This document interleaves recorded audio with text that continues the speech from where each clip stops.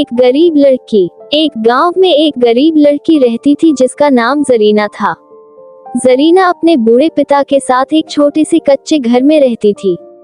उनके पास कोई माल और दौलत नहीं थी, सिवाय कुछ बकरियों के जिन्हें वह रोजाना चराया करती थी, और एक टुकड़ा जमीन का था जिसमें जरीना का बूढ़ा पिता दिन रात मेहनत करता था और जरीना सारा दिन जंगल में बकरियां चराती थी। बकरियां चराने से उनका गुजारा होता था, लेकिन कभी कभी खाने के लिए भी कम पड़ जाता। एक दिन जब जरीना अपनी बकरियों के साथ जंगल में थी, उसने देखा कि एक बूढ़ी औरत एक बड़ी सी टोकरी उठाए खड़ी है। बूढ़ी औरत ने जरीना को बुलाया और कहा, बेटी, क्या तुम मेरी मदद कर सकती हो? मेरी टोकरी बहुत भारी है और मैं इसे उठा नहीं सकती। जरीना ने तुरंत हामी भरी और बूढ़ी औरत की मदद करने लगी। बूढ़ी औरत ने खुश होकर जरीना से कहा, बेटी, मेरी मदद करने का इनाम तुझे जरूर मिलेगा। ऐसा कहकर बूढ़ी औरत चली गई और जरीना बूढ़ी औरत की बात सुनकर मुस्कुराने लगी और अपने आप से बोलने लगी, हम गरीब लोगों को बस 2 वक्त का खाना मिल जाए तो भी बहुत है। ऐसा सोचकर जरीना अपना काम करने लग गई। तभी एक पेड़ पर एक कौवा बैठा था जो जरीना की बातें सुन रहा था। वह कौवा कोई आम कौवा नहीं था, वह एक जादुई परी थी जो कौवे का रूप लेकर आई थी। तभी अचानक एक आवाज आए, ऐ गरीब लड़की, कुछ दिन बाद तेरी जिंदगी बदल जाएगी। जरीना हैरान हो गई और अपनी आसपास देखने लगी कि किसने आवाज दी, पर जरीना को कुछ नजर नहीं आया। अब वह जादुई परी कौवे के रूप में रोज आकर जरीना से यह कहकर गायब हो जाती, ऐ गरीब लड़की, आज से कुछ दिन बाद तेरी जिंदगी बदल जाएगी। जरीना रोज यह आवाज सुनती और आसपास देखती, पर कोई नहीं होता। एक दिन जरीना की एक बकरी जंगल के अंदर चली गई, जहां अक्सर कोई नहीं जाता था। सब लोग वहां जाने से डरते थे और यह भी कहते थे कि इस जंगल के अंदर जो भी जाता है वापस नहीं आता।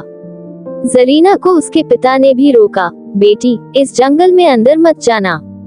पर जरीना बेचारी क्या करती, उनका सहारा वही बकरियां थीं।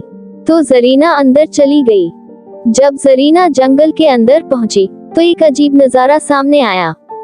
वह जंगल अंदर से इतना खूबसूरत था, रंग बिरंगे फूल थे और उन फूलों के ऊपर रंग बिरंगी तितलियां उड़ रही थीं।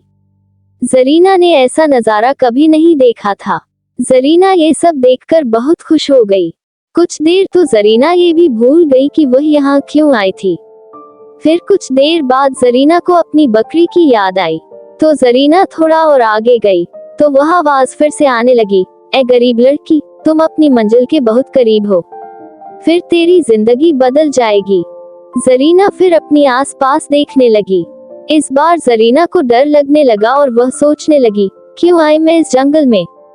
ये जंगल में मुझे कुछ गड़बड़ लग रही है। फौरन अपनी बकरी ढूंढकर वापस जाती हूँ। जरीना इधर उधर देखने लगी अपनी बकरी को, पर जरीना को बकरी नजर नहीं आई। जरीना थोड़ा आगे गई तो फिर से वह आवाज आए, ऐ गरीब लड़की, बस अब तेरी मंजिल करीब है। थोड़ा आगे और आगे, तो इस बार जरीना से रहा नहीं गया। जरीना बोलने लगी, कौन हो तुम और क्यों बार बार ऐसा बोलकर गायब हो जाते हो? तो आवाज आए, ऊपर देखो, मैं ऊपर हूँ तुम्हारी। जरीना परेशान हो गई, ऊपर कौन है? जरीना ने देखा तो एक कौवा पेड़ पर बैठा था। वह कौवा बोल रहा है। जरीना बेचारी सीधी सादी लड़की पहली बार इस जंगल में आई थी, डर से कांपने लगी और सोचने लगी, लोग सच बोलते थे, क्यों है मैं यहाँ बकरी के पीछे? तो कौवे ने कहा, खुद को कोसो मत, तुम सही जगह आए हो। मैं तुम्हारी मन की बात समझ सकता हूँ। जो तुमने अभी अपनी मन में कहा वह मैंने सुन लिया। पर तुम डरो मत, ये जंगल मेरा है और मैं सालों से इस जंगल की हिफाजत कर रहा हूँ, क्योंकि मेरे पास एक खजाना है। मैं इस खजाना की रखवाली कर रहा हूँ सालों से। पर अब मैं वापस खुशी खुशी अपनी परियों के देश में जा सकता हूँ, क्योंकि अब मुझे इस खजाना का असली वारिस मिल गया है, जो तुम हो। जरीना हैरान हो गई और कहा, इतने सालों से आपको कोई और नहीं मिला, मुझे आपने क्यों चुना?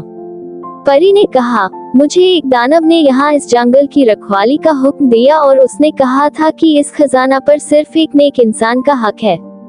जब तक वह नेक इंसान ना मिल जाए, तुम इस खजाने की रखवाली करते रहना। पर अब मैं अपनी परियों के वतन वापस जा सकती हूँ। जरीना ने पूछा, वह खजाना किसका था?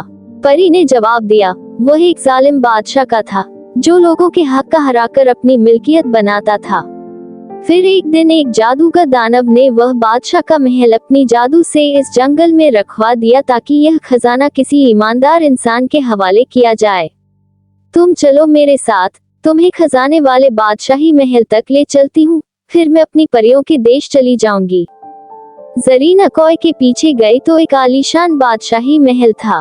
परी ने कहा, अब मेरा फर्ज पूरा हुआ। मुझे यकीन है तुम इस खजाने का अच्छी तरह से इस्तेमाल करोगी और जरूरतमंदों की मदद करोगी। ऐसा बोलकर जादुई कौवा गायब हो गया। जरीना जैसे महल के अंदर दाखिल हुई तो हैरान हो गई।